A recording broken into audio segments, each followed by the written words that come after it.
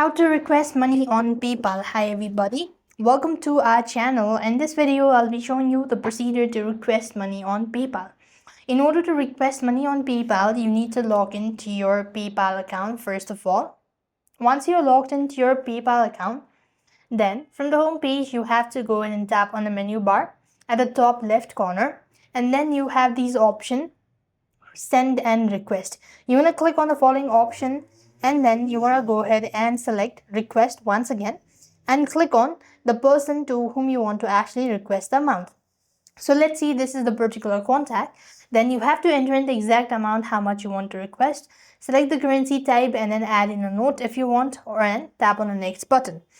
After you've actually done it, so you then need to go ahead and follow the on-screen prompt, such as you can also click on review to check your request details, and finally click or tap request now to send the request to the recipient.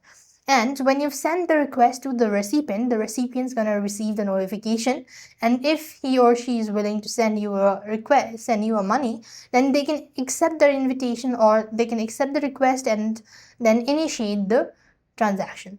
So this is the way you could request money on PayPal. I hope the video was helpful. Make sure to like, share and subscribe. Thank you for watching. See you in the next video.